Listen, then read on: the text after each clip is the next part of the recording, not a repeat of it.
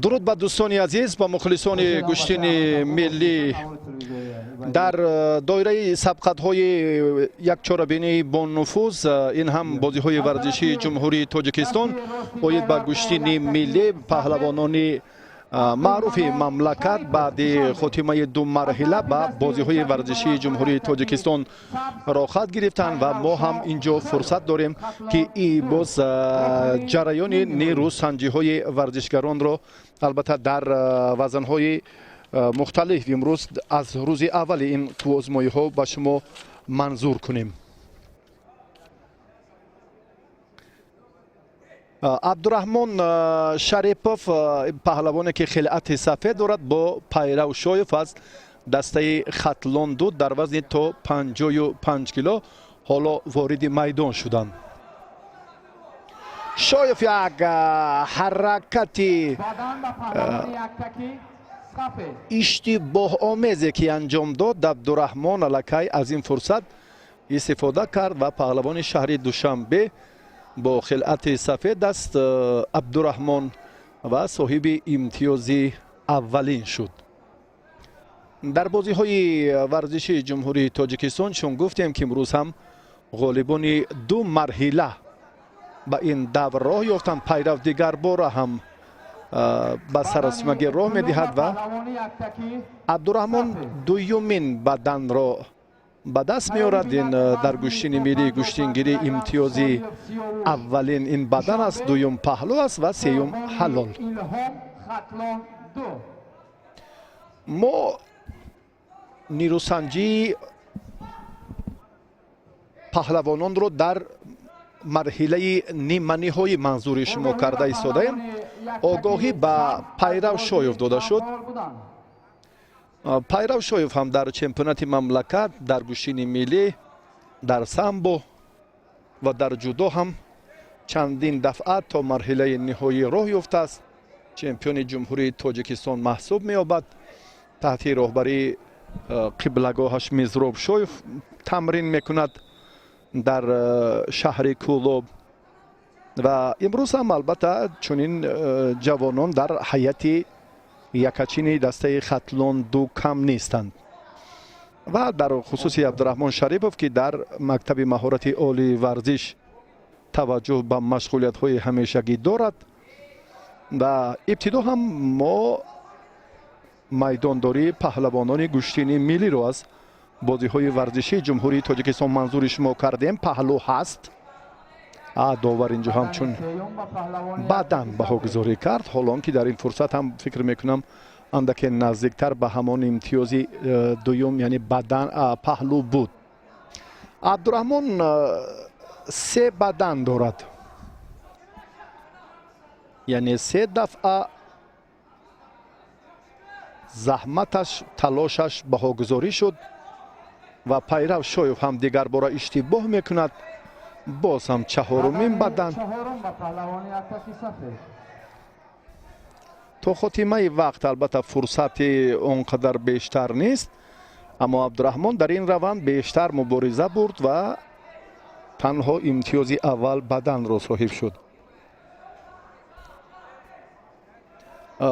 پیرو شاه شایف این ورزشگری که خلعت سبز دارد عین حال به حیث مربی فعالیت میکند. تنبیه آگاهی داشت پهلوان کولوب شهر و اکنون تنبیه گرفت. حرکت عبدالرحمن برای باز هم حالت فریبا یا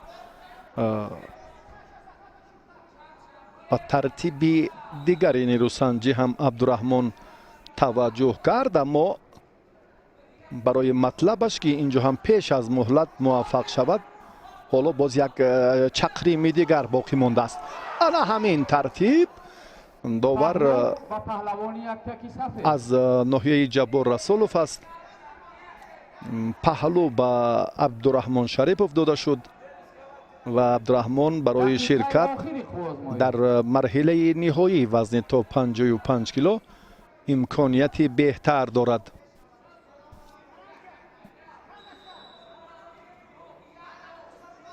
و از نتیجه مسابقه های دیگر پیرو شاه خلاصه گیری کردن ممکن است که این ورزشگر نفری تصادفی نیست، اما در میدان امروز خیلی سست در واخوری نیمه نهایی نیرو سنجیده ایستاده است. قبلا هم پیرو شویف علیشیر غفورов را در دیداری اول مغلوب کرد. بعدا در دوری دوم افتخار جمالов هم را دچار شکست نمود و به این دور راه یافت. و عبدالرحمن باشد منصور خواجه دولتزاده را از دسته ختلان یک را در دوری اول مغلوب نمود. شاهنظری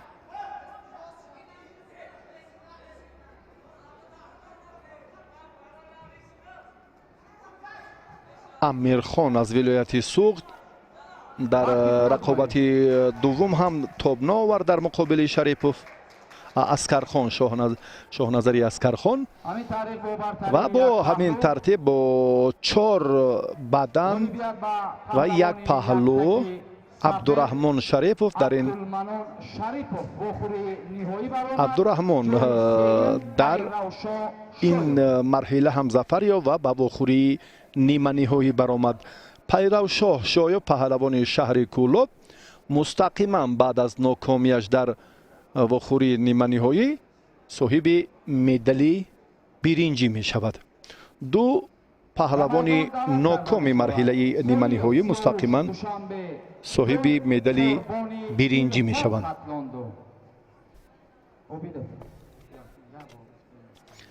با مرحله دیگر با همین مرحله نیمه نهایی سبقت دومی واخوری های نیمه نهایی توجه میکنیم. سیاوش سولیوف حالا ما نوارهای تکرار را یک لحظه توجه کردیم، تماشا نمودیم و بیاید به معرفی پهلوانان اکنون باز اعتبار میدهیم. سیاوش سولیوف این نماینده دسته دوشنبه 2 که با خلعت سفید است و سوربان الهام پهلوانی که با خلعت سبز هنرنمایی دارد از دسته ختلان 2 از شهر کولوب است. در واخوری نیمه نهایی 2 پهلوانی که وارد میدان شد با خلعت سبز میدانداری را شروع کردن. هر دو هم از شهر کولوب، یکی پیروشاه و دیگری سوربان.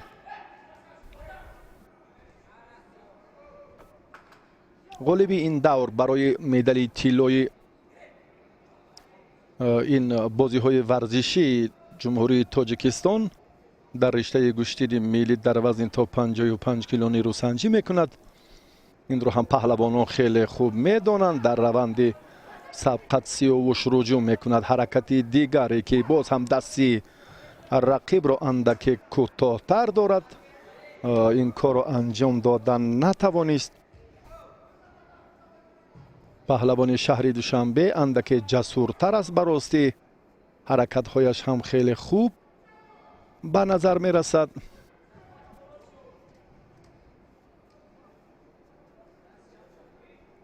بازی های ورزشی جمهوری تاجیکستان دوام 1 ماه در شهرهای دوشنبه، خاروخ، خوجند برگزار می گردند. 16 نوعی ورزش و برنامه بازی های ورزشی تاجیکستان شامل است. یک مرحله خیلی حساس را میماند و گشتین ملی همچون نمود افضلیت ناک هم به برنامه بازی های ورزشی تاجیکستان شامل است. داور از ولایت سوخت حالا توصیه می دهد به پهلوان کولوب شهر سوربان الهام که نزد دکتر رود و ما حالت تکرار را در این جریان می توانیم که دیگر باره ببینیم. حرکتی که اینجا هم مقابل سوربان انجام داده شد از جانب حریفش سیاوش بسیار خوب آغاز گردید، اما چون گریبان و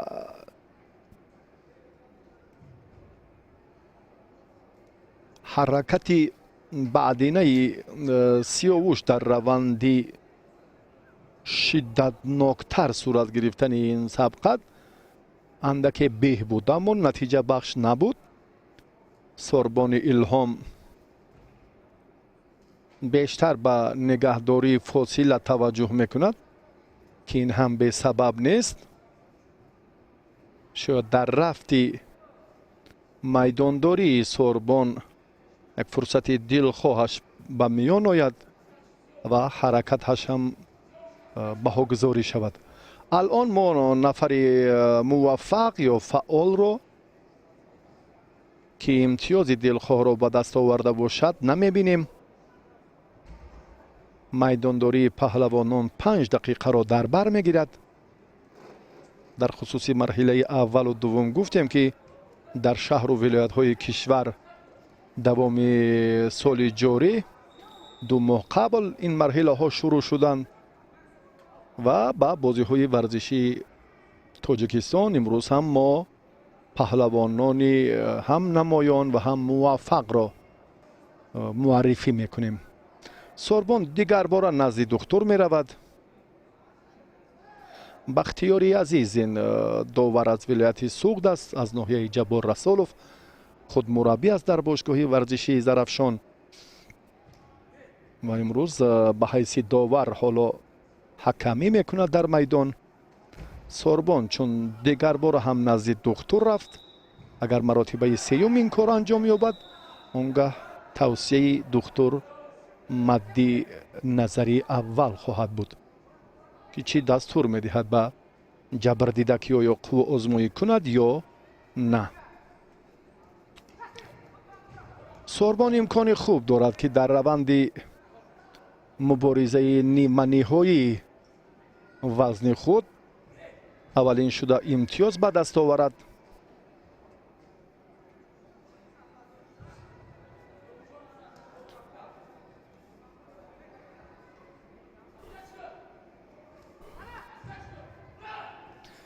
дигар бора ҳам Сиёвуш таваҷҷӯҳ ба ҳамон ҳалуки сари севҷӣ кард.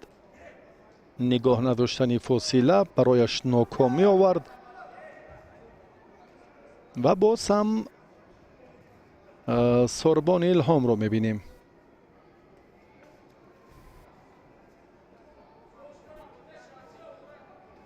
аз ҳисоби таҷриба албатта андаке паҳлавонони шаҳри Кӯлоб сустии худро нишон медиҳанд.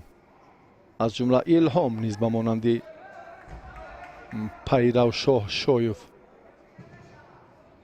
дар шаҳри Душанбе албатта машқҳо андаке дигаранд. ба ҳам омадани паҳлавонони дигар толору майдонҳои варзишӣ инҷо имконпазир аст.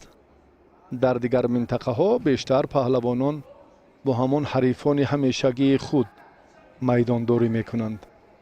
дар шаҳри Душанбе ин боз андаке маҳдудиятро аз байн мебарад ва метавонанд, ки дар рӯзҳои махсуси нерӯсанҷӣ, ки сешанбе ва ҷумъаро дар бар мегирад, аз ҳисоби таҷрибаи дигар варзишгарон ҳам боз як маҳорати худро ҳам сайқал диҳанд. ин имкониятҳо барои Сиёвуш бештар фароҳам аст.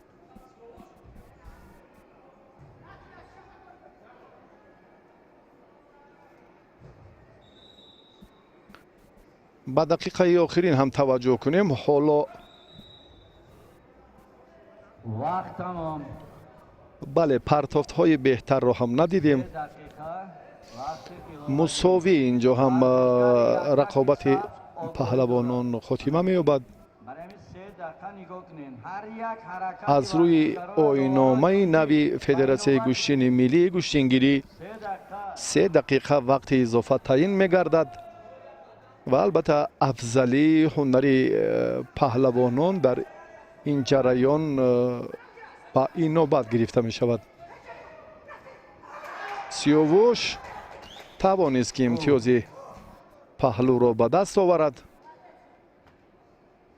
дар талошаш аллакай дар дақиқаи аввали вақти иловагӣ бартарӣ ё афзалӣ буд. дар ин вохӯрӣ ғолибият насиби Солиев Сиёвуш. سیاوش سالیف با پرتافت پهلو سوربن ایلهام جایی در دقیقه اولی وقت اضافه موفق شد به مرحله نهایی برآمد و سوربن بعد این ناکامیش جای سیوم را گرفت. هم سوربن و هم پیروشاه شایف، دو پهلوان شهری کولاب صاحب مدال برنجی وزن تا 55 کیلو شدند. وزن 60 کیلوگرم سیاوش سالیف و عبدالرحمن شریف به واخوری نهایی برآمدند.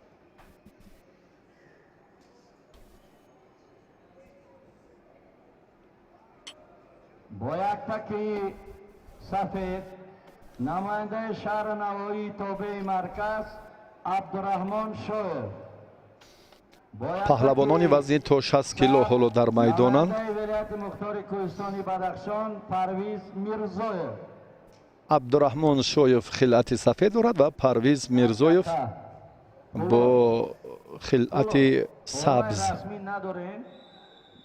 عبدالرحمن از دسته شهر و ناحیه‌های تابع مرکز است، ورزشگری خلعت سفید داشته و پرویز با خلعت سبز است. این نماینده ولایت مختار کوهستانی بدخشان. عبدالرحمن تا این مدت ظریف زاده حبیب الله را مغلوب کرد در دوره اول.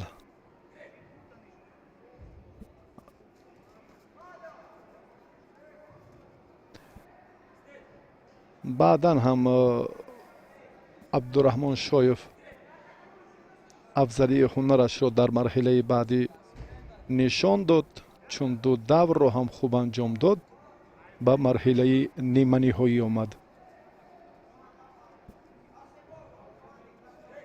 پرویز در دوره اول آزاد بود و مسلدین خیراللهیف از دسته ختلون یک حریف دوری دومین ورزشگر بود که پرویز غالب آمد و به واخوری نیمه نهایی برآمد.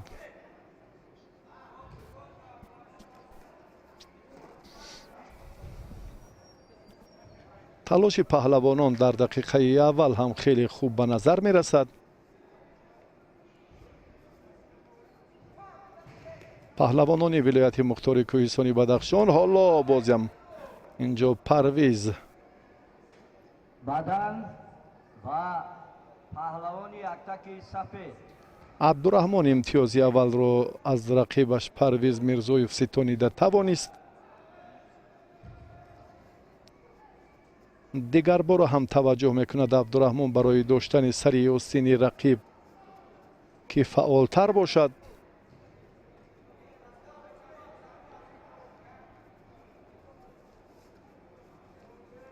تا این مدت عبدالرحمن بسیار امکان پذیر است. این حالتی که اکنون جای گفتگو هم نیست، در مدت یک حلال دقیقه است. و 22 ثانیه غالب دیساف در ثانیه 22 دقیقه دوم مبارزه ورزشگری شهر دوشنبه نصیبی نماینده شهر نوایی تابع مرکز عبدالرحمن شایف غلبه را به دست آورد و اولین شده به مرحله نهایی می براید و حریفش پرویز میرزایف از ولایت مختار کوهستانی بدخشان سزاوار مدال برنجی شد. بسیار هم یک اسلوب، یک ترتیب به خود خاصی هلوکی پیشوا را هم ببینید چگونه استفاده میکند و رقیب را دوچاری شکست می نماید.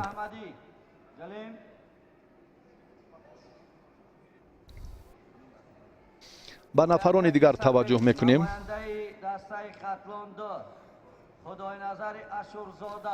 خدای نظر اشورزاده از دسته ختلون دو خلعت سفید دارد. پهلوان دسته ختلون یک علیشیر براتوف، این ورزشگر اندک قامت بلند دارد. در سبقت دوم نیمه نهایی حالا پهلوانان میدان داری میکنند.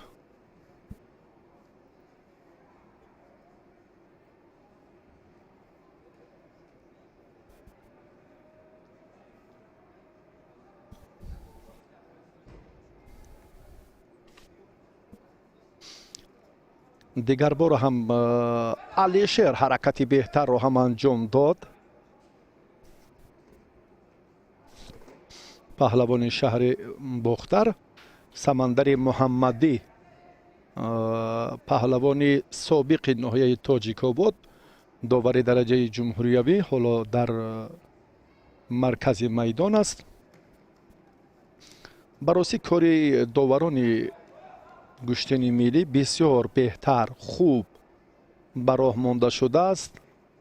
ин ҳам аз як масъулияти ҷиддии роҳбарияти федератсияи гӯштини миллиро бори дигар собит месозад ки имрӯз як гурӯҳи мукаммал на танҳо дар бозиҳои варзишии тоҷикистон балки дар тантанаҳои иди наврӯзӣ, дар ҷашнҳои гӯштини миллӣ дар аксари минтақаҳои кишвар, дар ноҳияҳои Темурмалик алалхусус Ховалин ва боз ҳам ноҳияҳои Рашту Вахшу боз дигар минтақаҳои ҷумҳурӣ доварони имсол бисёр ҳам бо либосҳои расмӣ ҳакамӣ карданд. боз ҳам нуқсу иллат ва мушкиливу проблемаҳои зиёди мухлисонро ки бештар дар мавриди нерӯсанҷиҳо низоъҳо ба вуҷуд меомад бартараф карданд. ба худои назар огоҳӣ дода шуд ҳаракате ки паҳлавон бояд аз майдон берун нашавад. имрӯ ҳам самандари муҳаммадӣ бо ишораи дасташ собит кард. сабаби аз ин ҳолат берун баромадани худои назар Ашурзодаро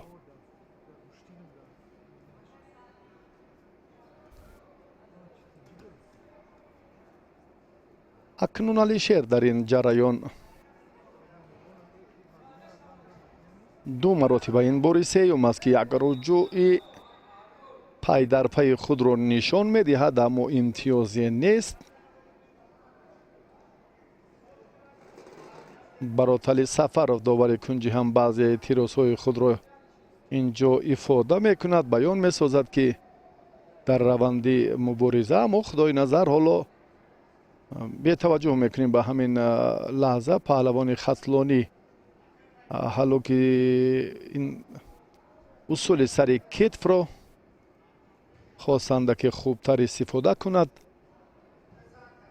ин ба он оварда расонид ки боз ҳам дудилагӣ ба миён омад.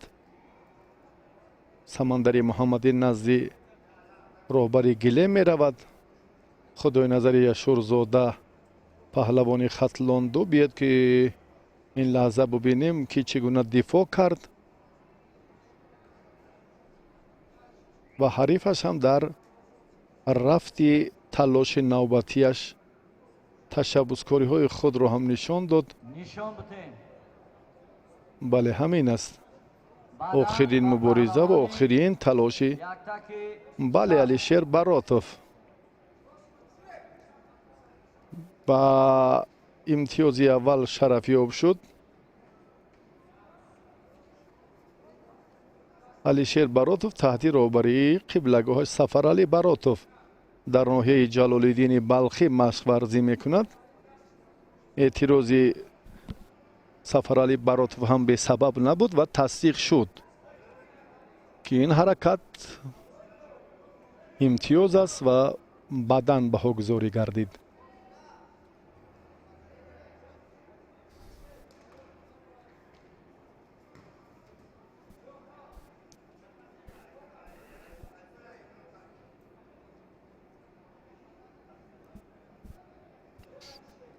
дар муборизаи паҳлавони хилати сафед дошта андаке костагӣ ба назар мерасад.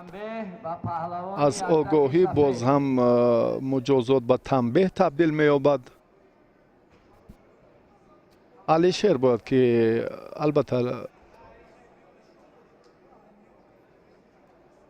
либосҳои варзишии худро сари вақт дуруст ба тартиб дарорад.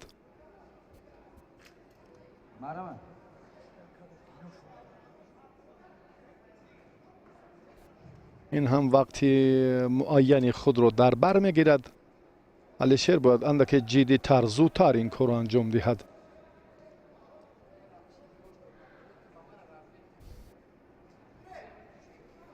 давоми рақобати ниманиҳоии вазни то 60 килоро тамошо хоҳем кард.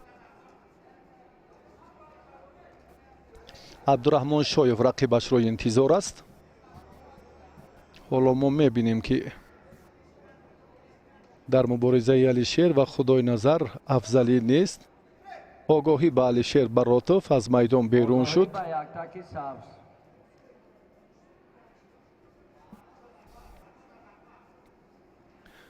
алишер ҳам як усули сари кетф, як ҳаракати дигареро ҳам сомон дод, аммо ҳамон кӯшиши афтидани аввалин ба назар гирифта мешавад. ҳаракати дигар албатта дар гӯштини миллӣ ғайриқоида аст. яъне партофти алишер ягон имтиёзеро ба бор наовард. ҳаракаташ боз ҳам талоши варзишгарони вазни то 60 кило дар рақобати дуюми ниманиҳоӣ идома меёбад.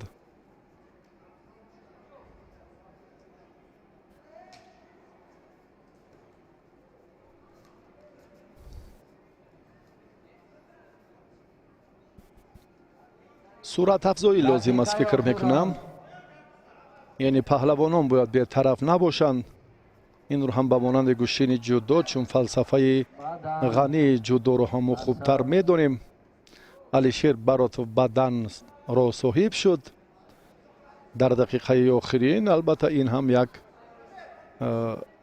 қадами дигари алишер баротов барои ширкат дар марҳилаи ниҳоии вазни то 60 кило маҳсуб меёбад.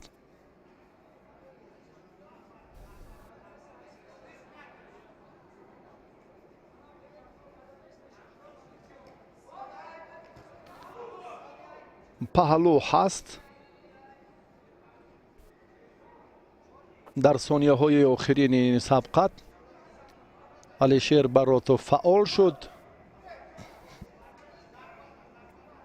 соҳиби имтиёзи бадан ва сипас боз ҳам имтиёзи паҳлӯ. ба пуррагӣ акнун афзалии майдондориро дар рақобати дуюми ниманиҳоӣ нишон дод. худойназари ашурзода вақти кам дар ихтиёр дорад. барои ин бояд ҳарифро танҳо ва танҳо ба тахтапушт партофт анҷом диҳад, он гаҳ ғолиб мешавад. ҳатто ба як паҳлӯ ҳам не, чунки рақибаш ҳам паҳлӯ дорад ва ҳам бадан. бо ҳамин тартиб алишер баротов дар вохӯрии дуюми ниманиҳоии вазни то 60 кило талошу муборизаи худро беҳтар кард, غالبیت نصیبی دست بالا شد پهلوانی کما یک تکی ва ба سبز финал баромад. علیشیر باروتов. бале, абдураҳмон шоев бо алишер баротов барои медали тиллои бозиҳои варзишии тоҷикистон дар гӯштини миллии гӯштингирӣ дар вазни то 60 кило рақобат хоҳанд кард.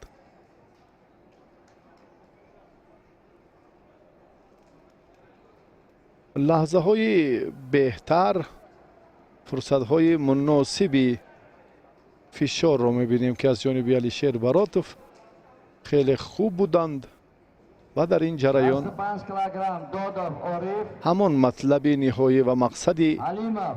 ҳамешагии худро ҳам амалӣ карда тавонистанд. سفید نماینده شهر دوشنبه عارف جان دودov. орифҷон додов аслан дастпарвари мактаби варзиши ноҳияи сангвор аст. наврӯз ҳакимов аз ҳалимов аз дастаи хатлонду паҳлавонони шаҳри кӯлоб аз дастаи хатлонду дифоъ мекунанд ва ҳунарнамоиишон ҳам таҳти ана ҳамин ном сурат мегирад. дастаҳои хатлон 1 ва хатлон 2 ин ҳам бохтар ва кӯлобро мо дар назар дорем. наврӯз ҳалимов дар як давр озод буд. баъдан суннатулло фахриддиновро дучори шикаст намуд ва ба авохири ниманиҳоӣ омад.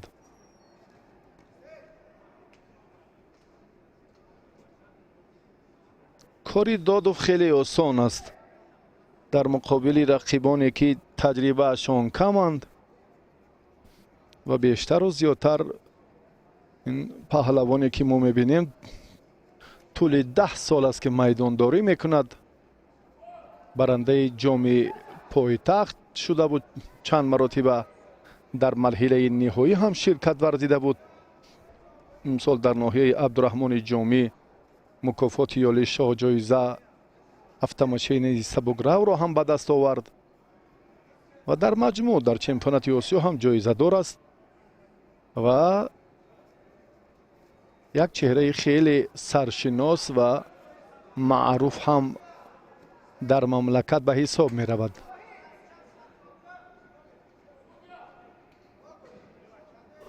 آگاهی به یک تک سبز. наврӯз акнун огоҳонида шуд.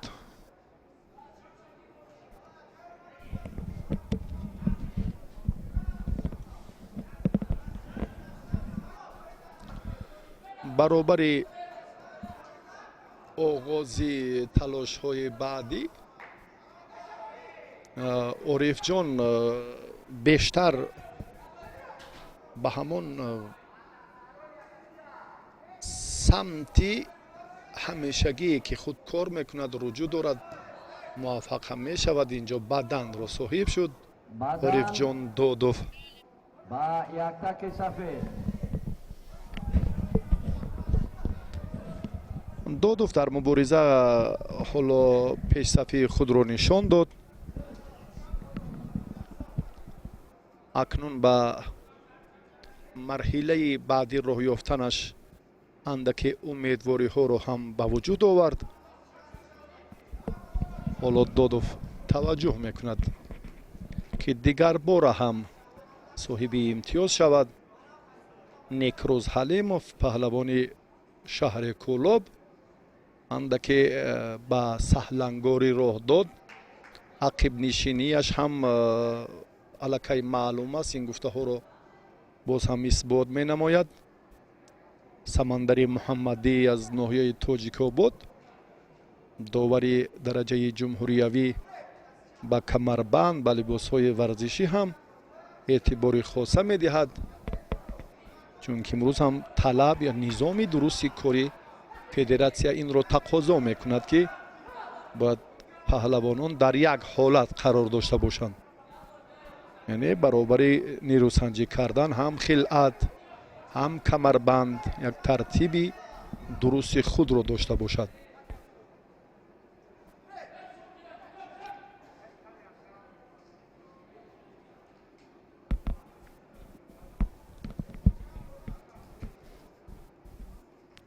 Додов дар раванди мубориза алон мебинем саросима нест. ин аз он далолат мекунад ки ӯро марҳилаи ниҳоӣ интизор аст. шояд ба ҳамин матлаб вақтро, қувваи худро ҳам бештар сарф намекунад. дилхоҳ фурсат барояш пайдо шуд ки имтиёзи баданро соҳиб гардад. Самандари Муҳаммадӣ ҳоло ориф Додовро назди духтур равон мекунад. дасташ фикрам мекунам хуншор шуд ё чӣ ҳолате ки ин паҳлавони ноҳияи сангвор боз ҳам зуд ба майдон баргашт. ва таи чанд сол аст ки дар шаҳри Душанбе иқомат мекунад. сабаби аз дастаи Душанбе ҳунарнамоӣ карданаш ҳам шояд ҳамин бошад. ва паҳлавони мардумӣ аст. бисёр ҳам як ҳаракати хуб. гуфтем ки дар бораи маҳорати Орифҷон Додов дигар ҷои сухани изофа ҳам нест. хоҳад дар як фурсат метавонад ки дастболо шавад ҳамин тавр ҳам кард ва орифҷон додов дар раванди муборизаи марҳилаи ниманиҳоӣ муваффақ шуд ва ба марҳилаи ниҳоӣ акнун барои медали тилло ҳаққи муборизаро пайдо кард. бо кӣ нерӯ месанҷад албатта мо аз ҷуфти дигар маълум хоҳем кард ки ду паҳлавони муваффақи зергурӯҳи поёнӣ ҳоло ба майдон мебароянд ва мо онҳоро ба шумо боз албатта фурсати муаррифиашонро ҳам пайдо мекунем. хайрандешро мо медонем.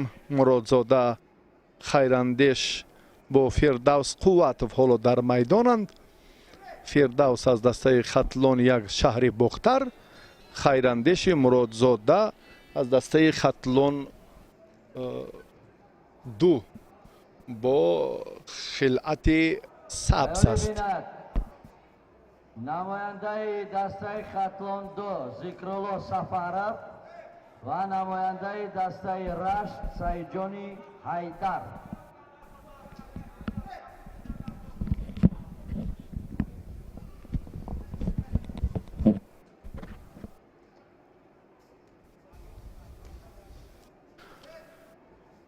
хайрандеш ҳам дар марҳилаҳои асосии чемпионати мамлакат дар мусобиқаҳои сатҳи ҷумҳуриявӣ ҳам то ба ҳамин марҳила бештар роҳ ёфтааст. ҷойҳои сеюмро бештар дар финал ҳам мо ин паҳлавонро чанд дафъа дида будем, аммо ноком шуда буд. оҳиста оҳиста боз ҳам маҳорат такмил ёфт ва хайрандеш дар бозиҳои варзишии тоҷикистон дар марҳилаи ниманиҳоӣ қарор дорад. қувватов бошад дурӣ меҷӯяд аз фишори рақиб.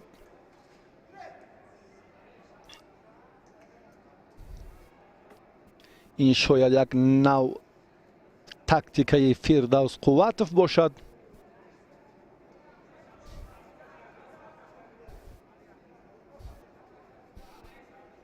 ҳоло ҳам дар ҷараёни талоши хайрандеши муродзода беҳбудӣ ҳаст, аммо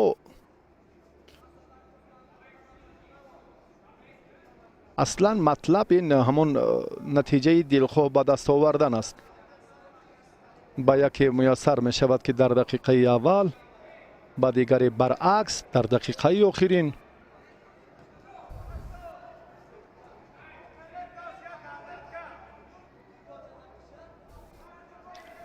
хайрандеш аз камарбанд доштанро инҷо фаромӯш нею, аммо инҷо зуд ба усули сари китф гузашт.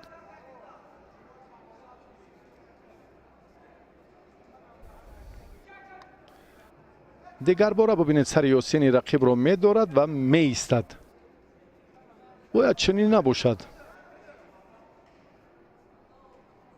вақте ки ибтидои ҳаракат, яъне оғоз ба ҳамон амал ё усуле ки варзишгар мекунад, бояд инро ҳам ба таври ҷиддӣ дар майдон нишон диҳад ва то ба нуқтаи охирин мубориза барад. аммо паҳлавонони мо дар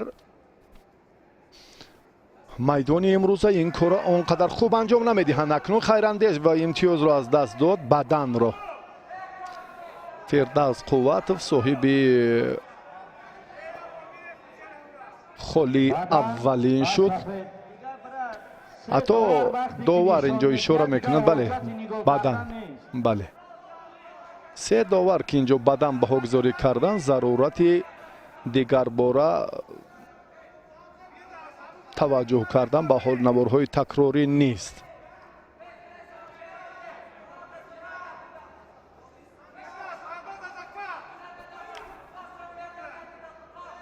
анвар айбматов ин аз ноҳияи абдураҳмони ҷомӣ аст ки ба ҳайси сония санҷ дар майдони имрӯза руҷӯъ дорад ба шогирдаш توجهی بیشتر دارد. فردوس قواتف رو اینجا هم توصیه میدهد که راهی مبارزه را باز هم دگرگونتر کند. فردوس چنین میکند، از موازنت بیرون شد، باز هم از میدان باید بیرون نگردد. خیراندیش مرادزاده اکنون برای خالی اولین امتیاز بدن راه‌های اساسی را باید جستجو کند، تلاش ورزد که نتیجه را برابر سازد، وگرنه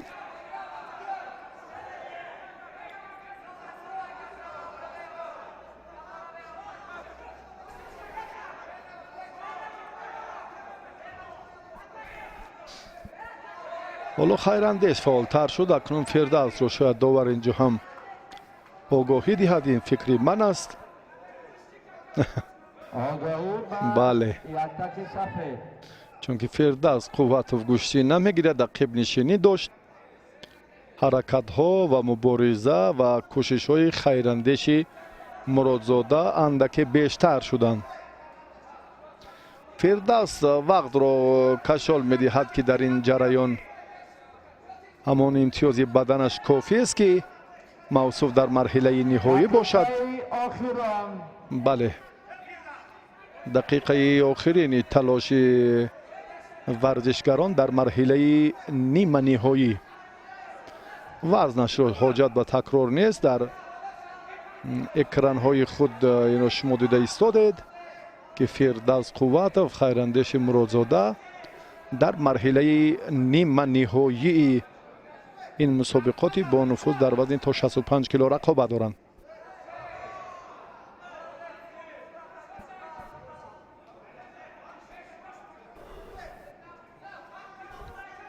ثانیه های به شمار. فردوس وقت رو کشال می دهد. خیراندیش برعکس مبارزه می برد که حریفش اشتباه نماید. دیگر باره اینجا یک اشاره از جانب داور است، یعنی بعد امری داور است. بله، چنین هم هست. آزادی خیراندیش هم معلوم بود. تنبیه به فردوس قواتف بنابر سبب کشال دادن وقت، باز هم با این نوبت نگرفتن امری داور. این لحظه هایی هستند که بسیار هم برای خیراندیش مرادزاده حساسند. خیراندیش رجوع میکند برای با موفقانه خاتمه یافتن فرصت مناسب وقتی خیلی کوتاهی در اختیار داشتهش.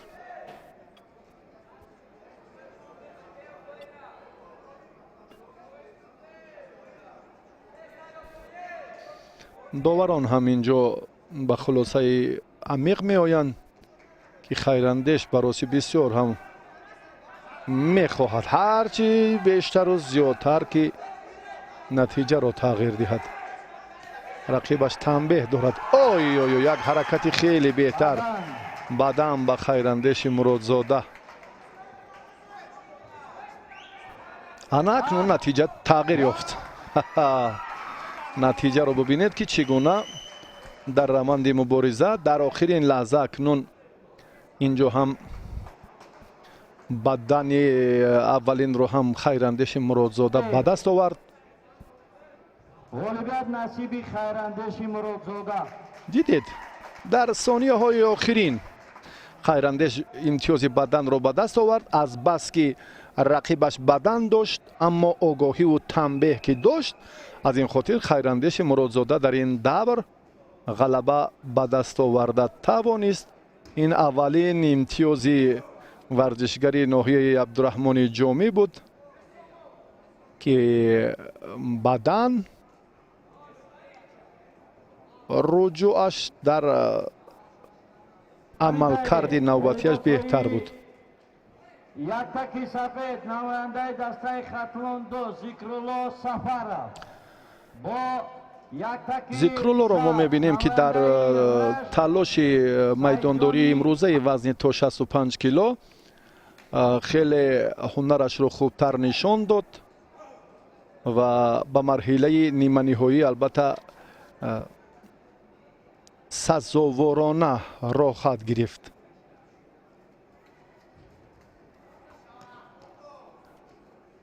در وزن تا 70 کیلو پهلوانانی که امروز میبینیم شمارهشون زیاد نیستند، چون که 11 نفر، 6 نفر در زیر گروه A، 5 نفر در زیر گروه B. اینها همان گلچین از دسته های منتخب شهر و ولایت های کشورند که در بازی های ورزشی تاجیکستان شرکت می‌ورزند. ذکرالله سفر و دسته خطلان 1 با خلعت سفید است. سعید جان حیدر از شهر کولاب از دسته خطلان 2. ذکرالله در میدان امروزه در دور اول آزاد بود. بعدا ذکرالله قدرالدین عبادالله‌اف را شکست داد. آزادی یک دور و موفقیت دور دوم با مرحله سیوم واخوری های نیمه نهایی راه یافت. و سعید جان حیدر باشد عابدزاده هویدا را مغلوب کرد، پهلوان سغدی را. در رقابت دوم هم اسدالله علی احمد و از ولایت مختار کوهستان بدخشان با سعید جان حیدر تلاش میدانداری کردند و سعید جان موفق گردید و با واخوری نیمه نهایی راه یافت.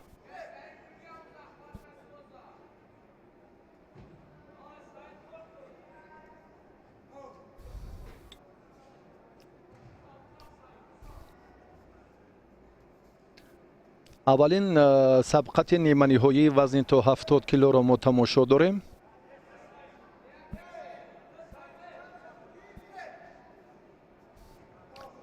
سعید جان هم در میدان های گشتینی این ساله و چند سال است که بیشتر با یک اسلوب خاصی خود میدانداری میکند. یک مهارت اندکی بهتر هم دارد در وزن میانه تا 70 کیلو.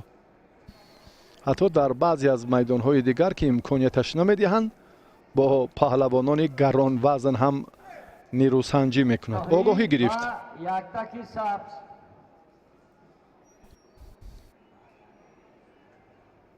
ذکرالله امکان دارد که از این حالت ناگواری رقیبش خوب استفاده کند. یکی از سبب های آگاهی گرفتن رقیب این هم فشاری رفیقش به حساب می رود. بله، سعید جان اکنون امتیاز ارزنده را از دست می دهد. پهلو را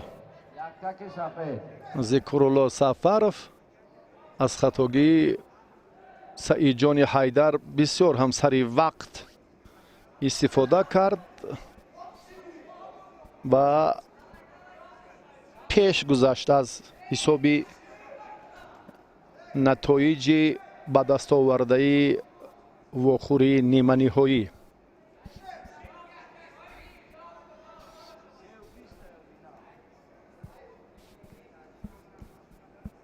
پنج دقیقه وقت پهلوانان در اختیار دارند.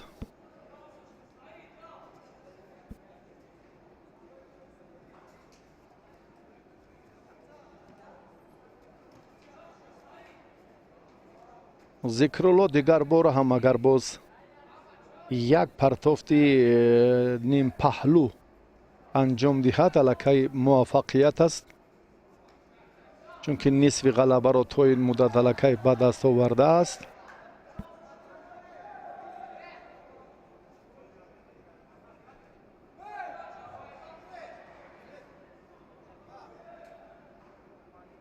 داوران در میدان امروزه البته در خصوص همان ترتیب برگزاری سبقت ها گفته گذاشتیم.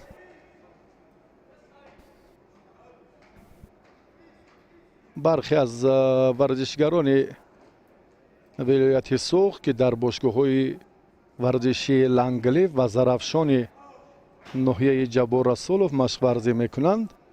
امروز هم دقیقه آخران با مرحله های نیمه نهایی راه یافتند که آهسته آهسته ما با آنها هم توجه میکنیم و مخصوصا در روز دوم که پهلوانان وزنشانگران از ولایت سوغد به این مرحله نیمه نهایی برآمدند. سعید جان حیدر برای اصلاح کردن مشکل یا نقص و کمبودی های جای داشتهش حالا فشار و مبارزه را زیادتر میکند، چون که راه برگشت ندارد. دقیقه آخرین است. سعید جان الکی واخوری را بخته ایستاده است.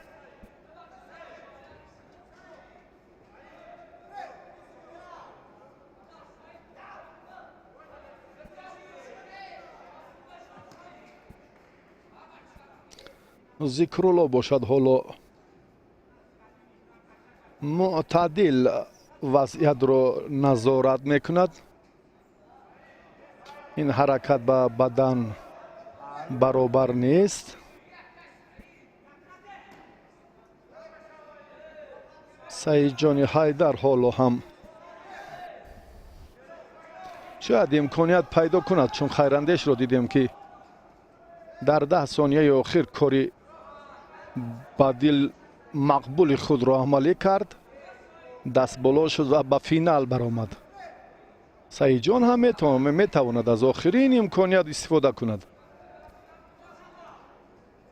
وقت اما نتوانست. بسیار میخواست که در میدان امروزه اشتراکچی مرحله در این نهایی واقعه وزن تا 70 کیلو باشد، اما برتری نتوانست. یک پهلو غالبیت نصیبی نماینده دسته خطلان 2 ذکرالله سفر. ذکرالله سفر یک حرکت جالبش پهلو بهاگذاری شد،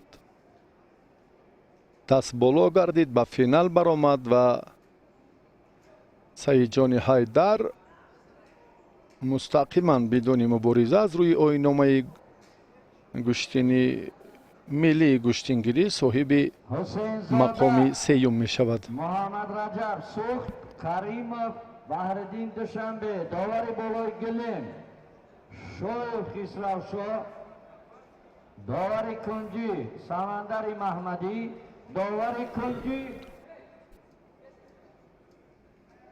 از سبب آسیب برداشتن پهلوان کریمov غالبیت نصیبی حسین زاده.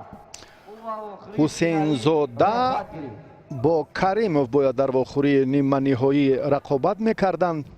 کریمov که آسیبش جدی بود به میدان نبرآمد و حسین زاده محمد رجب پهلوان سوغدی بدون مبارزه دست بالا شد. محمد رجب اگر اشتباه نکنم بله این بدون اشتباه در باشگاه ورزشی زرافشان ناحیه جبار رسولov مشق ورزی میکند و این پهلوان با ذکرالله سفر رو برای مدال طلا مبارزه خواهد برد.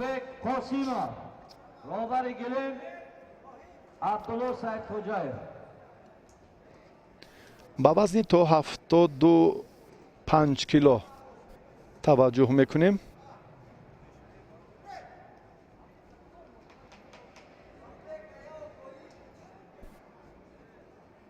ماوابولوی خورشید پهلوان شهر کولوب خلعت سفید دارد. اولوغبек قاسمov از دسته خطلان یک از شهر باختر است. ماوابولوی خورشید سیفالدین بویمیرزویف را در دور اول شکست داد. بعداً در مبارزه دوم هم حسن جان میرزازاده را این پهلوان کولوب شهر مغلوب کرد و به واخوری نیمه نهایی آمد. اولوغبek باشد در دیداری اول رؤوف خوجامov را نماینده دسته شهر و ناحیه‌های تابع مرکز را مغلوب نمود. و بعدا محمد رضا باقیوف را هم دچار شکست کرد. محمد رضا از ولایت سوغد است. هر دو هم دو غلبگی تو این مدت به دست آوردند و اشتراکچی مرحله نیمه نهایی وزن تا 75 کیلو شدند.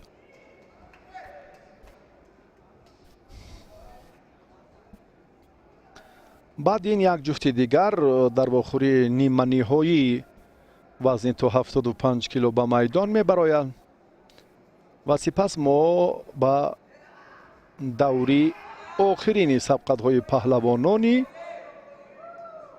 مملکت در بازی‌های ورزشی تاجیکستان توجه خواهیم کرد.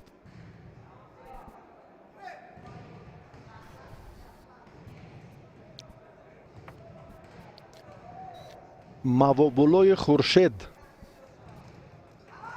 اوی اوی اوی اوی اوی اوی خیلی هم جالبه. انا پرتوفتو براسی من پرتوف بسیار هم تا جای ما میدونیم مکتبی قوی میزروب شایف، خسرو شایف، پیرو شایف که در دهات توتای ناحیه مومن آباد خیلی رشد کرده است و انامین پهلوان یک مکتبی خیلی رشد یافته میزروب شایف را هم پشت سر کرد و امروز این گفته ها را هم دیگر بار ثابت ساخت. بسیار هم حرکت جالب که حتی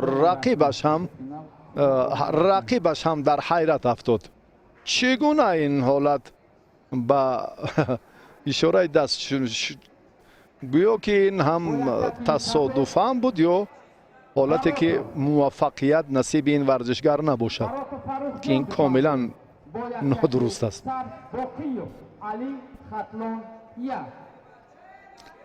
علی باقیوف این پهلوان الان در ناحیه جلال الدین بلخی ولایت ختلان قرار دارد. فروخ جان براتوف از دسته دوشنبه. فروخ جان در دوره اول آزاد بود، با همراهی بهادر حلیم و فروخ هم میدانداری خوب نشان داد و فروخ غلبه به دست آورد، به واخوری نیمه نهایی برآمد. علی باقیوف باشد گلشا اقساقالوف را مغلوب کرد، نماینده ولایت مختار کوهستانی بدخشان را. بعدا سینبی کمالوف از ولایت سوغد در مبارزه دوری دوم در مقابل علی باقیوف تاب ناورد و مغلوب شد. با همین ترتیب علی باقیوف به مرحله نیمه نهایی آمد.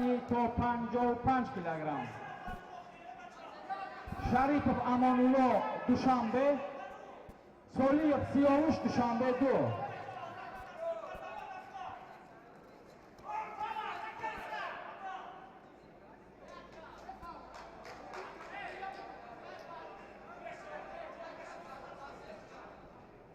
موابولای خورشید غالب این جفت را در مرحله نهایی انتظار است. علی باقیوف الان از حساب حرکت‌هایش، از حساب تجربهش افضلی دارد، زود زود به هجوم می‌گذرد. در خصوص رشدیابی گشتین در عائله باقیوف ها دیگر جای سخن هم نیست. تا کنون تاریخ ورزش میهن این دستاورد را یاد ندارد، چون رسول باقیوف برادر علی باقیوف در گشتین جودو در بازی های المپی پیکین 2008 پهلو به علی باقیوف داده شد. بله، به علی باقیوف برنده میدان اندک سراسیمه شد.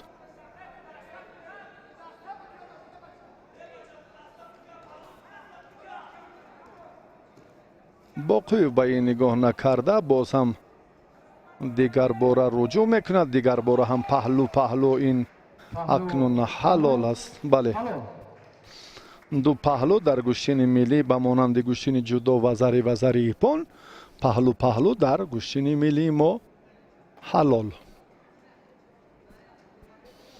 ба осонӣ Али Боқиев ин марҳиларо ҳам пушти сар кард ва ба финал баромад. Ali Boqiyev qatlanyapti.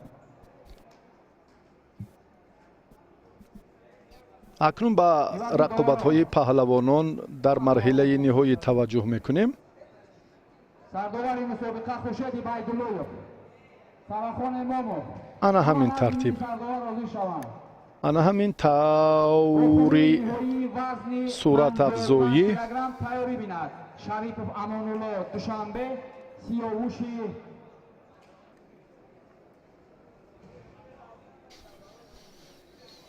бале, акнун мо ба муаррифии паҳлавонон дар марҳилаи ниҳоӣ таваҷҷӯҳ мекунем.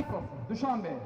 Бо яктаки сабз Сиёвуш Солиев Душанбе. Вохӯри ниҳоӣ дар Абдураҳмон Шарипов. 5 килограмм.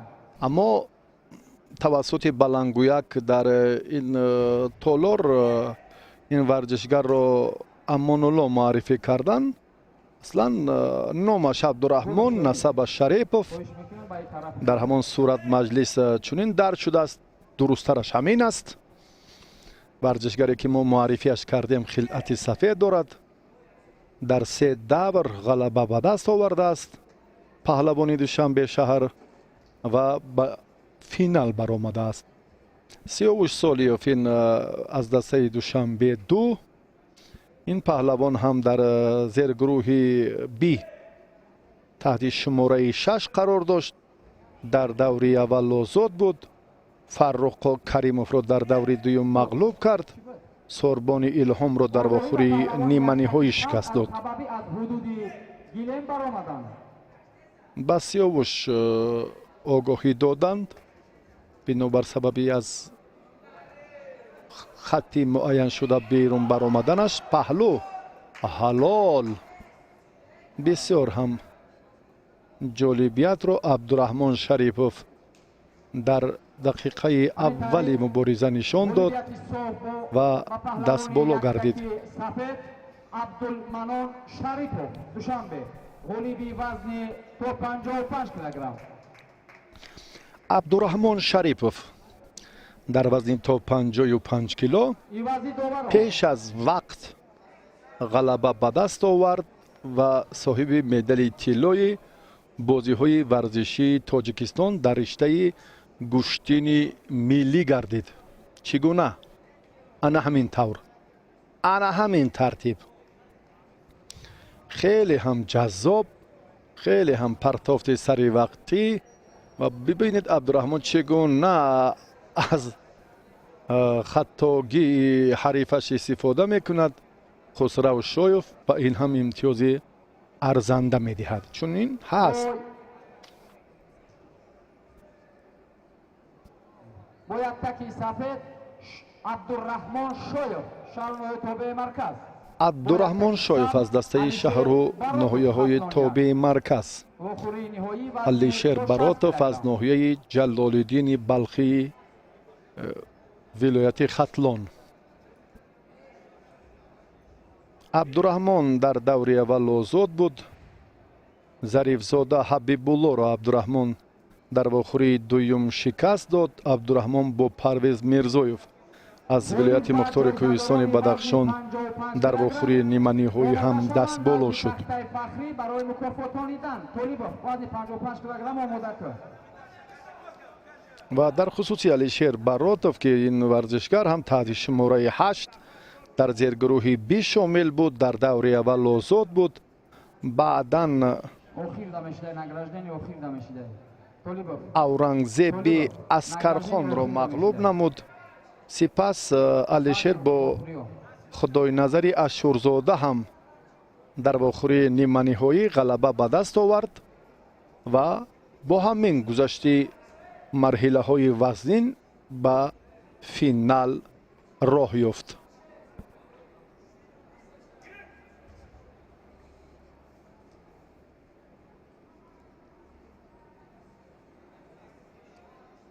инҷо Абдураҳмон акнун اولین شده چون در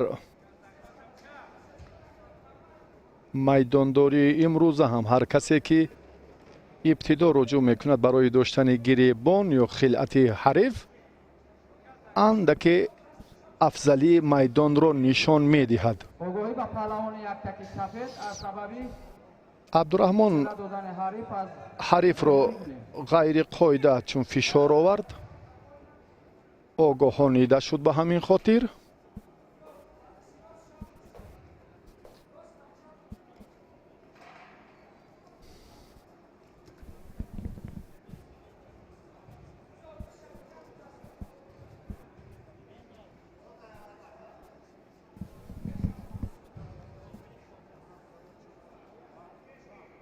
ҳоло алишер барои дарёфти роҳҳои дигар талош мекунад.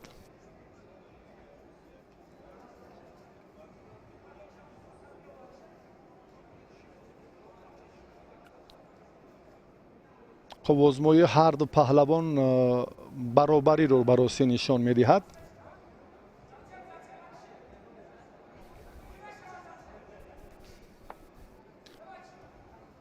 инҷо ҳам як кӯшиши алишер баротов аммо бидуни доштани дасти рақиб буд. сабаби муваффақ нашуданаш ҳам ҳамин буд. дар чунин мавридҳо бештар бояд паҳлавон таваҷҷӯҳ кунад ки сари осини ҳарифро кӯтоҳтар дорад. баробари ин амал кард нақши доштани сари остини ҳариф бисёр ҳам инҷо муҳим аст.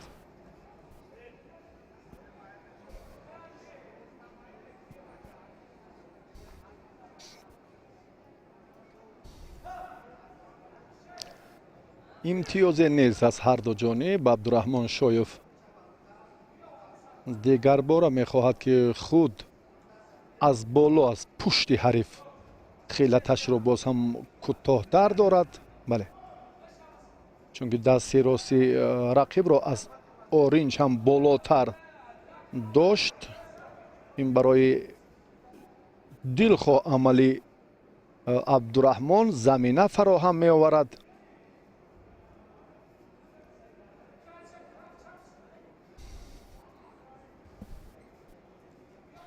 бозиҳои варзишии тоҷикистон, чун дар ибтидо гуфтем ки дар шаҳрҳои душанбею хоруғу хуҷанд баргузор мешаванд. ин ҳам ба тадриҷ албатта дар риштаҳои мухталиф 16 навъи варзиш ба бозиҳои варзишии тоҷикистон шомил аст. абдураҳмон якбора боз ҳам фишорро дар муқобили алишер баротов зиёдтар мекунад.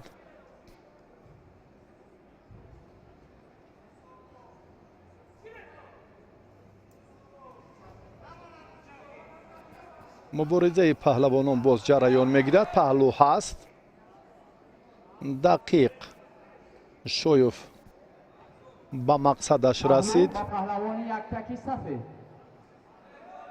аммо ин хотимаи кор нест. бисёр ҳам хуб аз фурсати муносиби ба миён омада абдураҳмон шоев истифода кард. баротов ба хатогӣ роҳ дод. ин ҳам фикр мекунам он сулолаи сафар баротовҳост аз ноҳияи ҷалолиддини балхӣ.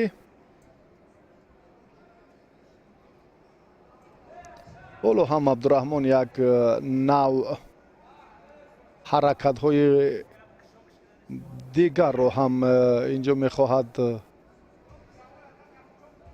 пушти сар кунад, яъне кашол додани вақтро дар назар дорам. алишер боз ҳам як кӯшиши дигар кард. имкониятҳои абдураҳмон барои ба гардан овехтани медали тиллои мусобиқоти имрӯза дар вазни то 60 кило мавҷуд аст. абдураҳмон ҳоло ҳам ба сари остин ҳарду остинро доштан аз ҳамон ҳолати рост пушт кардани рақиб бисёр ҳам касбияти баландро тақозо мекунад аз варзишгар.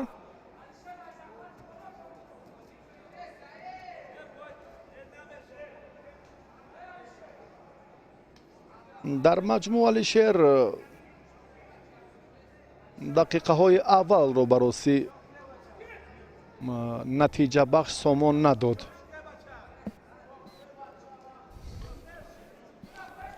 баъдан се кӯшише ки кард онҳо ҳам бенатиҷа хотима ёфтанд. боз аз майдон берун мешавад.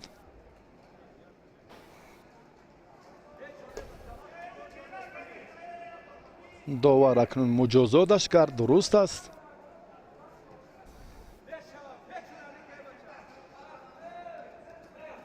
бо як даст ҳаракате ки Абдураҳмон нишон медиҳад ин он қадар самаровар хотима намеёбад. охири мубориза Алишер Баротов чун дучанду сечанд дар сонияҳои охир маҳорати худро хост ки нишон диҳад, аммо комгор нашуд ва мақоми дуюм насибаш гардид. Абдураҳмон Шоев дар ин марҳила дар вазни то 60 кило барандаи медали тиллои бозиҳои варзишии Тоҷикистон дар гӯштини миллӣ гашт. Абдураҳмон Шоев варзишгаре ки имрӯз аз дастаи шаҳру ноҳияҳои тобаи марказ хеле ҳам ана ҳамин фурсати афзалиятнок, лаҳзаи муносиб, имкони тақдирсоз дар 5 дақиқаи рақобати варзишгарон буд ки инро ҳам Шоев хуб истифода кард.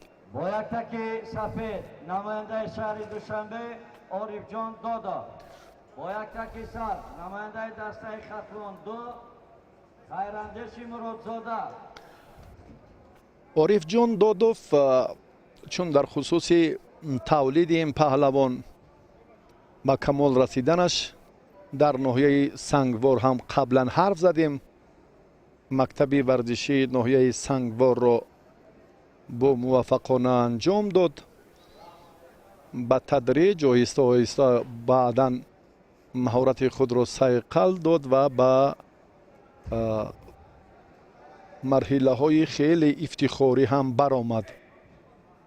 ба дарёфти мукофоти ёлӣ шоҳҷоиза соли кунунӣ дар ноҳияи Абдураҳмони Ҷомӣ сарафроз шуд. ҷоми пойтахтро ҳам 2 сол қабл ба даст оварда буд. хеле паҳлавони маъруф ва шоёни таҳсин ҳам ҳаст. таҳти роҳбарии Садриддин Обидов машқварзӣ мекунад. хайрандеши Муродзода ин варзишгари шаҳри Кӯлоб, мураббияш Абдулло Саидхоҷаев мебошад ва ин паҳлавон ҳам дар ин марҳила имтиёзи аввалро аз даст медиҳад. Додов холи аввалро аз ҳарифаш ситонид.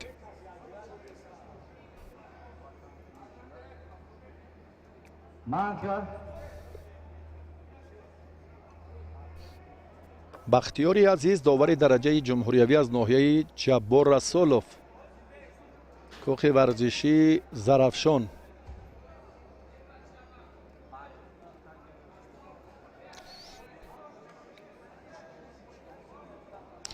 фикр мекунам ин ҳаракати Ориф Додов ҳатто ба шояд паҳлӯ ҳам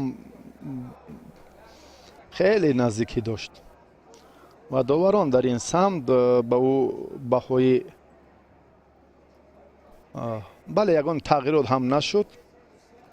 дар ҳолати дигарбора нишон додани ин ҳаракатҳо мо дидем ки хулосаи доварон ҳамон нуқтаи ниҳоӣ аст.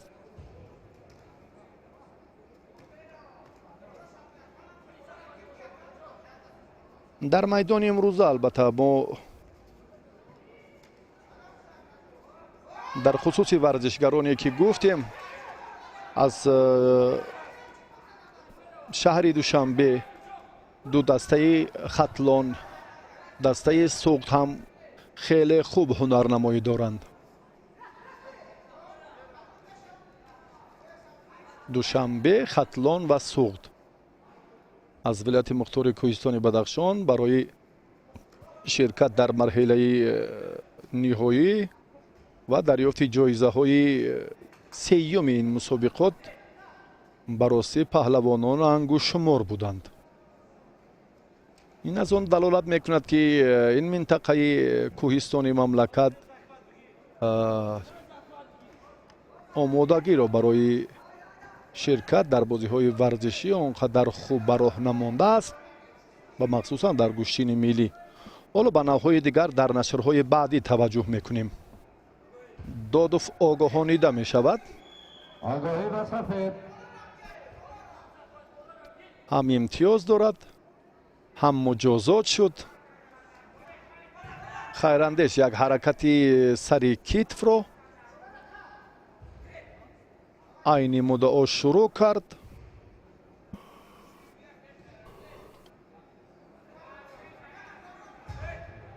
боз ҳам дигар бора хайрандеш дар ҳолати хуб аст, яъне ҳолати идомаи ҳаракаташро дар назар дорам. танбеҳ ба Ориф Додов. гумон кард ки имтиёз гирифтам ва ин кофист барояш. вақт сипарӣ гардад. ин ҳам як тактикаи дигари паҳлавонон маҳсуб меёбад. ва аз чӣ сабаб ки дар идомаи мубориза аллакай огоҳонида шуд ва танбеҳ гирифт.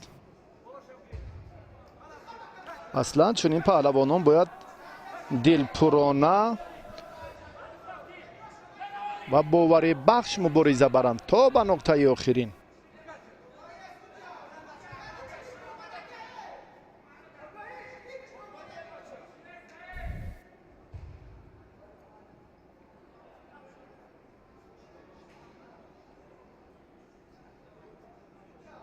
андаке таваққуф ҳаст. бахтиёри азиз дигар бора амр мекунад ки боз ҳам мубориза идома ёбад. хайрандеш алон ҳалуки пешпоро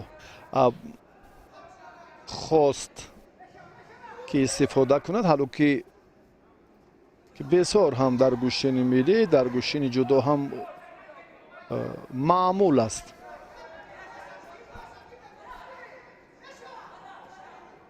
дигар бора акнун хайрандеш руҷӯъ мекунад. гуфтем дар хусуси суратафзоӣ, дар хусуси боз ҳам ҷиддитар мубориза бурдани хайрандеш, аммо сустӣ кард. огоҳонида шуд.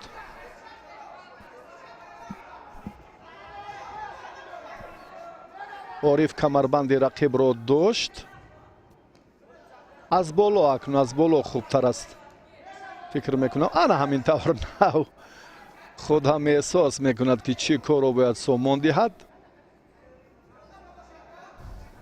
хоҳонохоҳ баробари доштани сари остини рақиб аз боло доштан бисёр муфид аст барои ҷафс наздик шудан, барои чандин ҳалуке ки дар гӯштини миллӣ роиҷ аст. бадани дуюмро ҳам Ориф Додов аз рақибаш ситонид ва дилпур шуд акнун барои пирӯзияш дар ин давр. ҳолон ки боз имконияти дигар ҳам дорад дар дақиқаи охирин. Додов чун гуфтем ки имконият дорад ва тавонист ки дигар бора акнун боз ҳам як қадами дигар пеш равад. ду бадан дошт, паҳлӯ баҳогузорӣ шуд.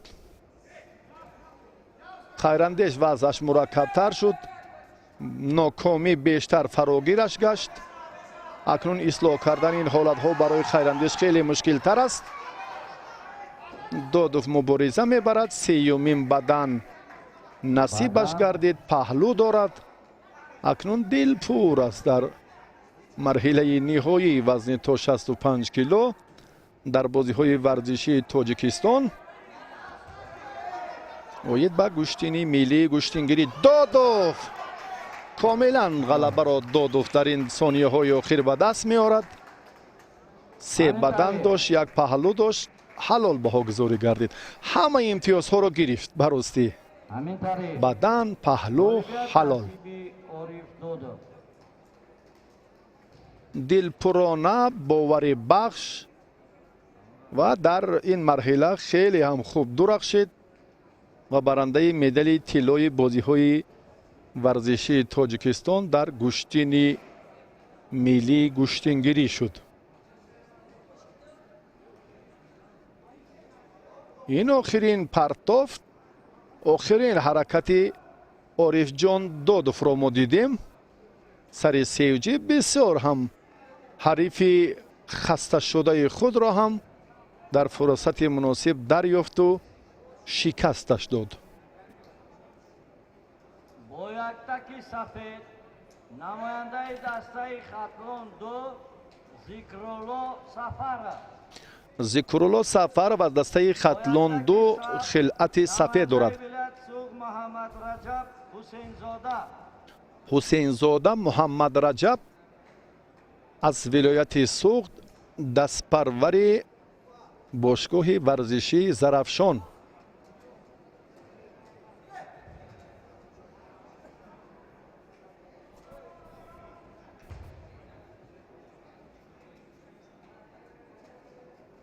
یک لحظه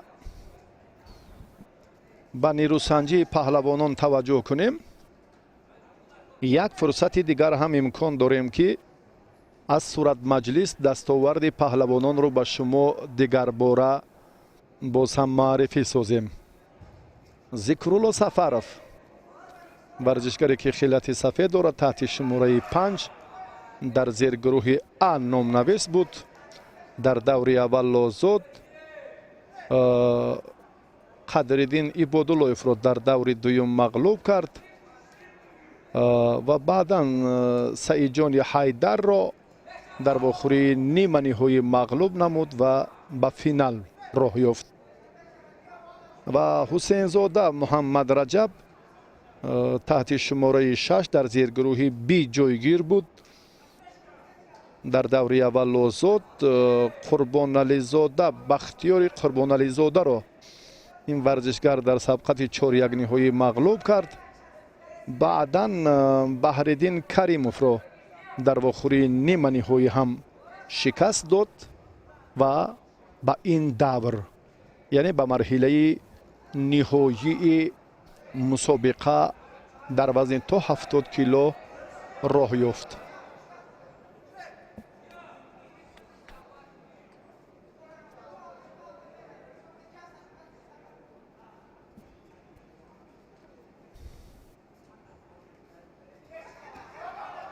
حالا میبینیم که در رفتی مبارزه محمد رجب امتیاز اول را به دست می‌آورد.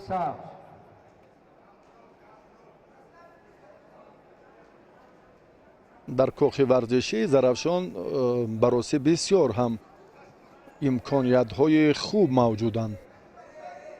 جهت تشکل طرز حیاتی سالم، جلب نورسان و جوانان به ورزش‌های ملی، علل خصوص گوشتینی سنتی ما گوشتینگیری که این بسیار هم خوب است. یکی از باشگاه ها اگر بگیم که نمونه هم گویم اشتباه نمیکنیم، چون که در این ولایت بزرگ منطقه شمال کشور هم کاخ ورزشی زرافشان، لنگلیف و بعدا نورسان ناحیه مسجد نمونه عبرت هم در سوخت از جهت هم تمرین و هم تربیه نسل نورس و کشف چهره های اصیل و باز هم بیشتر تبلیغ ورزش های سنتی علل خصوص گوشتین ملی در این سه منطقه خیلی خوب رشد یافته است. محمد رجب بالا این گفته ها را اونقدر ثابت نمیکند. یک حرکت اندک بهتری خود رو هم نشان داد. ذکرالله سفر پهلوان خودتلان، این چهره هم برای اونقدر شهرتیار نیست، اما به هر نوع در روند میدانداری امروزه در بازی های ورزشی تاجیکستان هنرش خیلی خوب بود. افضلی رقابت های چهار نهایی و نیمه نهایی برای پسند مخلصان هم گشت. اکنون در خصوص دیگر منطقه ها ما رشت رو در نظر داریم. آی آی آی آی آی آی خیلی عالی پهلو. حتی این حالت رو اگر ما با تکرار ببینیم، بله شاید باز هم محمد رجب حسین زاده دستپروری باشگاه زرافشان از ناحیه جبار رسولوف پیش صف شد. یک قدم دیگر نزدیک به همان منبر افتخاری باقی ماند. دقیقه آخران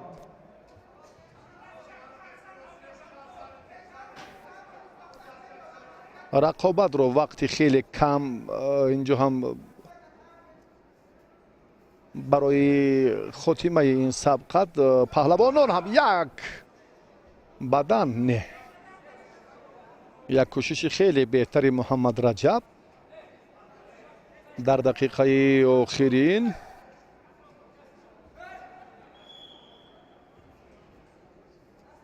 بختیاری عزیز حکمی میکند. محمد رجب برادری همان داور جوانی که قبلا در همین میدان حکمی کرده بود و این هم همون سلاله را میماند براستی در کاخ ورزشی زرافشان از نسل به نسل باقی ماندنی. البته این سلاله عنعنه های بزرگ ملی، یعنی مخصوصا باز هم گوشتین سنتی ما که بسیار هم میراثی است. تاریخ 5000 ساله دارد. سرچشمه معتمد اکثریت گوشتین ها در جهان محسوب می یابد. اکنون امروز هم ما به این ورزش سنتی توجه خاصه داریم و در بازی های ورزشی هم اولین شده این نکاسی باز هم ورزش سنتی خود رو هم به طوری وسیع به راه ماندیم. از آگاهی به تنبیه شاید میتوان گفت که اونقدر فاصله دور هم نیست و نتیجه میدانداری این را ثابت میسازد که چگونه موقع دارد. با همین ترتیب حسین بله حسین زاده با پرتافت پهلو نماینده ولایت سوخ محمد رجب حسین زاده. محمد رجب در مرحله نهایی ظفر یافت. صاحب مدال طلای بازی های ورزشی تاجیکستان در رشته گوشتین ملی ما گوشتینگیری گردید. چگونه؟ حالا باز با نوارهای تکرار توجه میکنیم. انا همین پرتافت نتیجه سبقت رو انا همین حرکتی نشان داده شده حل کرد. دسته خطلان دو موابولای خورشید با یک تکی موابولای خورشید پهلوان شهر کلوب رو معرفی کردیم. علی باقیوف این ورزشگری اصلا این همان سلاله باقیوف هست. تولیدش ناحیه رودکی است. فرزندی از همه ورزشگری جوانی که در بازی های المپی شرکت ورزیده بود رستم باقیوف که اون زمان از سن 17 به 18 قدم نهاده بود در بازی‌های المپی اتلانتا و هرچند که بخت برایش نخندید اما شرکتش همچون جوانترین پهلوان گوشین جودو در تاریخ ورزش مملکت بوری اول است و سپس این تکمیل مکتب‌های ورزشی ناحیه رودکی و جلال‌الدین بلخی و گسترش همکاری‌های مربیان صاحب تجربه دو مکتب علی باقیوف را به ناحیه جلال‌الدین بلخی برد که این ورزشگر حالا از دسته خطلان یک معرفی میکند و میدان‌های امساله را هم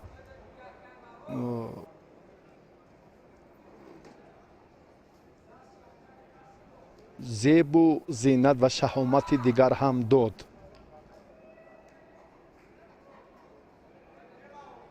و موقتا در همین ناحیه جلال‌الدین بلخی سکونت دارد. با شرح و تفصیلات بیشتر این موضوع توجه نمی‌کنیم. بیاید انیق‌ترش ببینیم که موابولای خورشید چی کار میتواند در مقاومت رقیبی سرسخت خوب انجام دهد. در خصوص رشد مکتب مزروب شایف قبلا گفتیم اما این ورزشگر تحت رهبری خسرو شایف تمرین میکند و پیرو شایف هم جای سوم را گرفت در وزن 55 کیلو. این همان سلاله‌ای که چون گفتیم امروز سلاله شایف ها سلاله باقیوف ها در میدانند.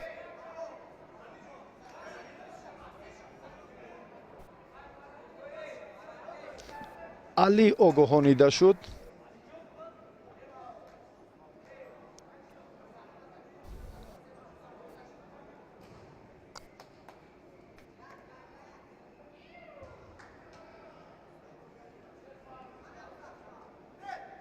سمندر محمدی دیگر بار رجوع میکند که سرعت رقابت باز هم پرشیده تر گردد.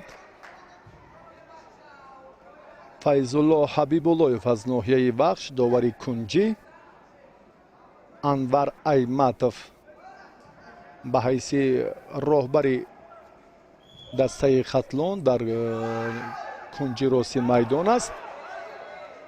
پهلو به علی باقیوف از موابولای خورشید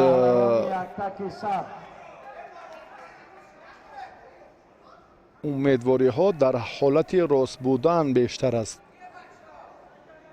چون زانو اندکی باز هم جایش را دیگر کرد یعنی سستی حرکت موابولای خورشید در کوشش بعدی علی باقیوف به میان آمد. زانویش اندکی خمتر شد. از این حالت علی باقیوف خوب استفاده کرد. عادتا پهلوانان ما اکثر موفقیتشان و همه کامگاریشان در همان حالت راست بودن به وجود می آید و چون زانو حتی به زمین ناافتیده و اندکی خم شدن رقیب زود سستی دوچند و دیگر باره آنها را هم نشان می دهد. یعنی خود را آزاد می گذارند یا مقاومت حرکت های دیگری پرتری را کاملا از میان می برند. هرچند که این خاص به گوشین ملی ما نیست. یعنی عمل های پرتری رو در نظر دارم. اما چون همان عادتی همیشه این کار علاکای همان انانه نیو یعنی ترکی عادتی بد کردن امری محال است. این رو باید پهلوانان خوب تر دارن. یعنی تا نقطه نهایی تا به همان به زانو افتیدن باید که خودداری کردن، دفاع نمودن، مقاومت کردن رو همیشه مد اول گذارند. мавобулои хуршед огоҳонида шуд.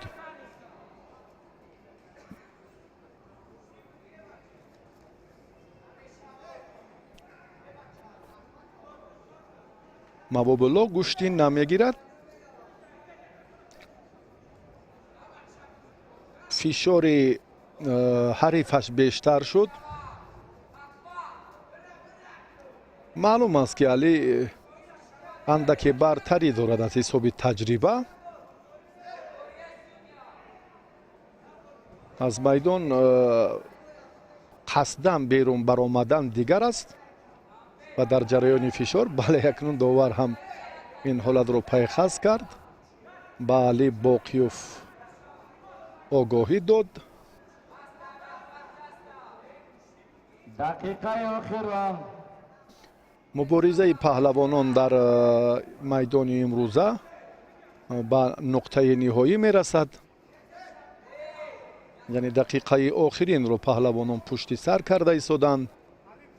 дар вазни то 75 кило мавобулои хуршед намояндаи дастаи хатлон 2 ноком аст. дасти Али Боқиёв тасодуфан ба рӯи ҳариф афтод ба чашмаш.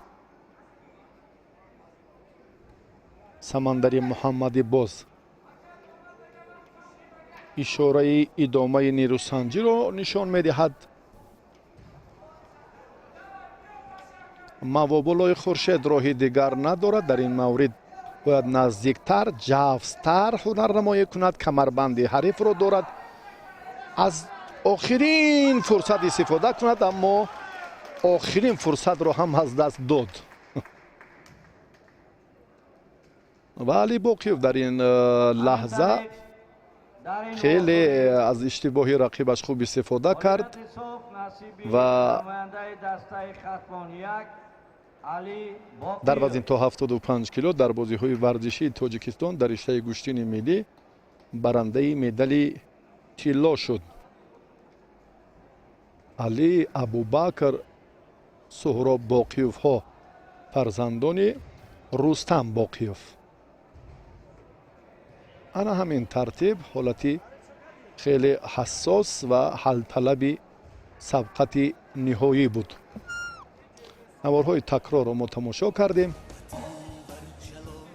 барои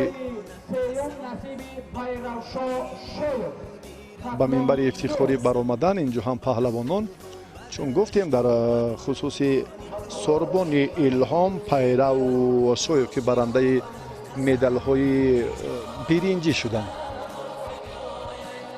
раиси федератсияи гӯштини миллии гӯштингирии вилояти Суғд Шоҳин Гулов ба ғолибон ҳоло тӯҳфаҳоро тақдим месозанд. дар ин вазни то 55 кило Сиёвуш Солиев ҳам хеле хуб дурахшид. ин варзишгар барандаи медали нуқра шуд ва ғолиби вазни то 55 кило Абдураҳмон Шарипов гардид, намояндаи дастаи Душанбе.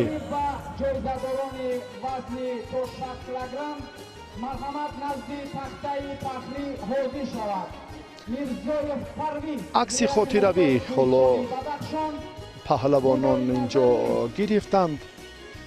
мо тибқи ана ҳамон дастуру анъанаҳои пешин партофти марҳилаи ниҳоӣ вазни то 55 килоро як лаҳза ҳам манзури шумо мекунем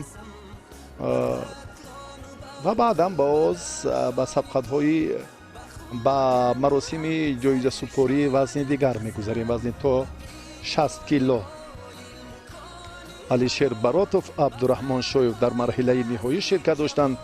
Парвиз Мирзоев ва Худоназари Ашурзода ду паҳлавон барандагони медалҳои биринҷӣ шуданд. Алишер Баротов аз вилояти Хатлон соҳиби медали нуқра гардид. Абдураҳмон Шоев аз дастаи шаҳру ноҳияҳои тобеи марказ сазовори медали тиллои бозиҳои варзишии Тоҷикистон дар соли 2021 гардид.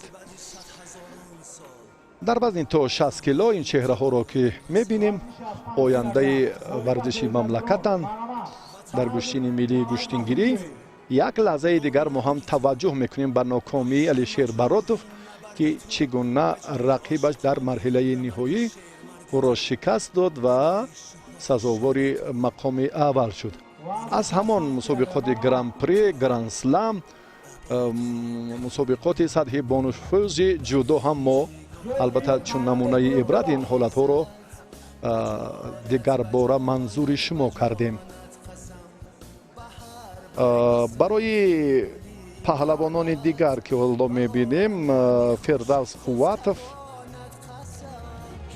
ва боз ҳам Наврӯз Ҳалимов ки ҷои дуюмро соҳиб гардиданд дар вазни то 65 кило. оянда мояи ифтихор аст ки ин корро хуб идома диҳанд. Хараймдаши Муродзода соҳиби медали нуқра шуд ва Орифҷон Додов дар ин вазни то 65 кило барандаи медали тилло гардид. ба Ориф Додов ҳам дар ҳамон дақиқаи охирин муяссар гардид ки бо як партофти ҷолибаш комгор шавад ва пирӯзии даври ниҳоyии вазни то 70 килоро ба даст овараду ба минбари ифтихорӣ барояд. ва воқеан ҳамин як намунаи ифтихор аст, чун гуфтем дар хусуси таблиғи гӯштини миллии гӯштингирӣ ки дар маросими ҷоизасупорӣ партовҳои ҷолибро ҳам коргардон манзури мо карданд. дар вазни то 70 кило инҷо ҳам бештар варзишгарон мубориза бурданд ва Баҳриддин Каримов сазовори медали биринҷӣ шуд ва боз ҳам Саидҷони Ҳайдар ҳам барандаи медали биринҷӣ гардид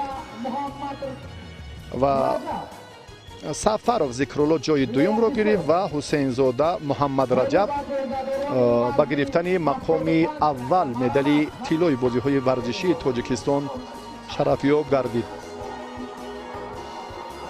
ва ниҳоятан дар вазни то 75 кило ҳоло мо фурсат дорем ки чеҳраҳоро манзури шумо кунем. ҳоло барои ба ин марҳила омадан як ҳаракати ҷолиби паҳлавони суғдиро дигар бора манзури шумо намудем ки чӣ гуна дар ин раванд талоши Муҳаммад Раҷаб самар овард. барои ҷоизаҳои ифтихории вазни то 75 кило паҳлавонон талоши бештар карданд ва Фаррухҷон Баротов дар мубориза бо Улуғбек Каримов чун дидем ки дар вохӯри ниманиҳоӣ ноком шуданд, ҳарду соҳиби медалҳои биринҷӣ гардиданд ва Мавобуллои Хуршед ҷои дуюмро гирифт дар вазни то 75 кило ва Али Боқиё барандаи медали тиллои бозиҳои варзишии Тоҷикистон дар риштаи гӯштини миллии гӯштингирӣ шуд. як лаҳза фурсати пирӯзии Алиҷон Боқиёвро бо ҳам мебинем ва бо ҳамин мо бо шумо дӯстони азиз хайру хуш мекунем ва рақобатҳои ҷолиби паҳлавононро аз рӯзи аввали мусобиқоти гӯштини миллӣ дар доираи бозиҳои варзишии Тоҷикистон мо манзури шумо кардем. боқӣ саломату пирӯз бошед ва то ба дидори дигар комёб бошед.